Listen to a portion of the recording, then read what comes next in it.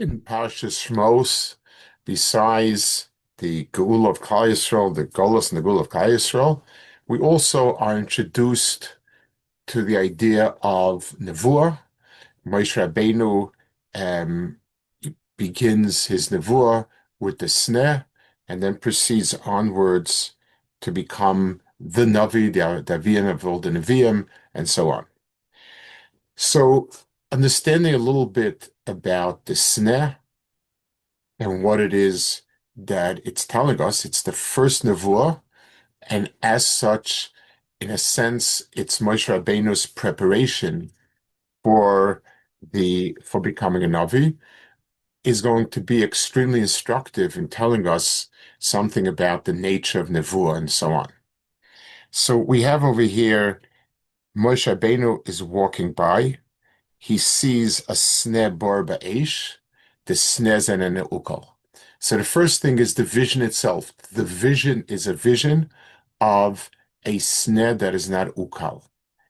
And then we have Moshe Rabbeinu says, I wonder what this is all about. How could it be? And Vayar Hashem kisar lios, when Hashem saw that he turned to look, he a malach called out for him, and Kodesh Baruch Hu called out and said, Moshe, Moshe, and he said, Hineni. So two phases over here. First of all, the seeing of the snare, and then HaKadosh Baruch Hu turning to him and calling out to him. So the different understandings of it. I want to speak out. I want to talk what the Torah Mincha. Torah Mincha is a Talmud of Rashba, and it's something that it's a sefer that's somewhat Kabbalic on Chumash, but a lot of Yisodos and so on. And I want to explain. I want to explain the points, the 2 points that he makes. The first thing he says is that the point of astonishment of Vehines Nebor Be'eshes and Ukal represents a a deeper understanding of the Bria all around, meaning that this is not prophecy per se, as much as a background for prophecy, a framework for prophecy. It represents a person's looking around the world around him and being able to discern that there is the divine within the world. What is that? And that is that the world is constantly disintegrating and falling apart, and yet the world exists, lives, and so on. This is actually fascinating because this is one of the paradoxes that scientists wrestle with. There is I don't know what to call it, a phenomenon in physics, an understanding that there is something called entropy, that is a force at work in the universe.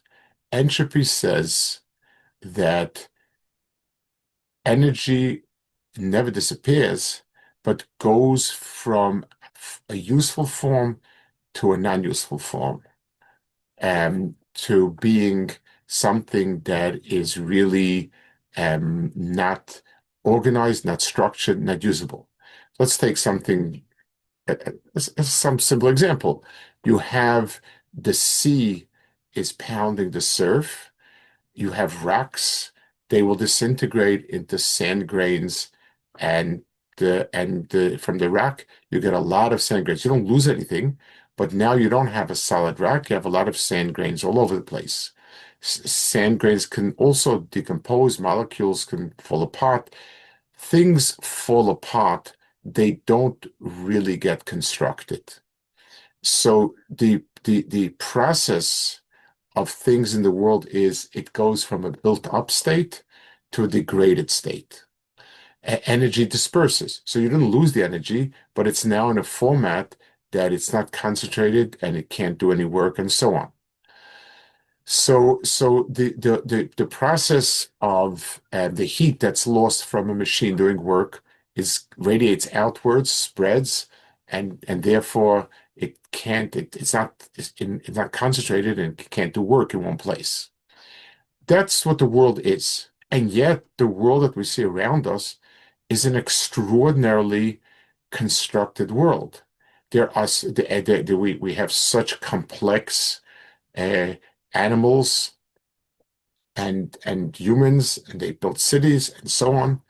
So the world, on the one hand, is constantly disintegrating.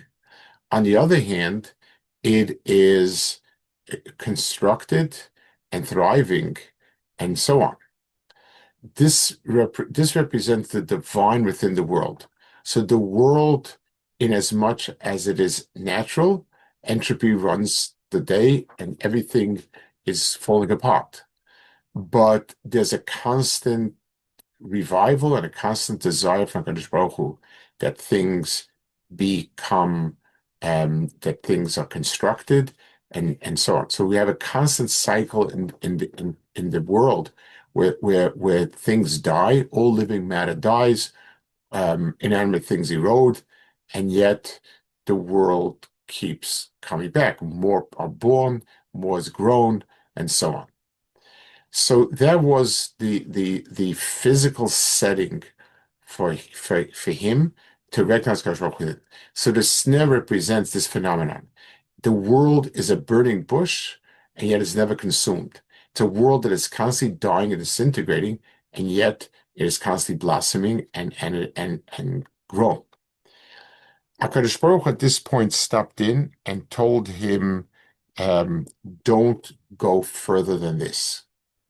What it means is, now that you've understood the world here with your seichel and das, and you were able to recognize HaKadosh Baruch Hu within the context of this world, do not go further. Don't use seichel and das to explore the world beyond. The human mind is an incredible tool for exploring this world, not only physically, but also exploring it in terms of ruchnius, that there's a God and Hanhag and Hashgacha. All that we can discern within, we can discern with our seichel.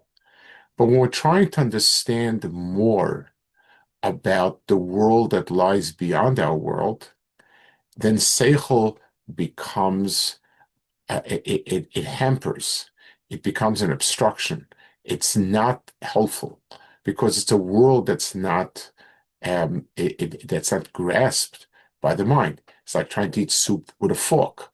A fork can be amazingly good for a very tough piece of meat, and the fork, if it's sharp enough and it's able to grasp it, it does a very good job. And yet the soup just goes through it. The world, the ruchnistic world is not something that seichel is equipped to grasp. And therefore, HaKadosh Baruch Hu told him, Al tikar halom, don't go further. He told him that he told him that shal na'lechem argelecha, that you have to take your shoes off, because at this point you're now in a place where your physical glove, so to speak, on your neshama is going to obstruct the way of understanding. You must discard it and connect with your inner ruchnius.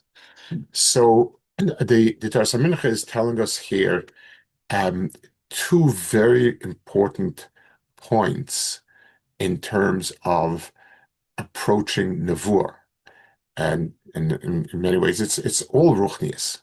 The first step needs to be seichel and das from within the physical world, seeing and understanding things around and discerning in them the Yad Hashem, the ruchnius of HaKadosh Baruch Hu. That's what we have to have. So at the sort of the essence of that is what Moshe saw, that the world in its natural form is disintegrating and going to pot, so to speak, and there's something else that's keeping it going. That's our perception of God within the world.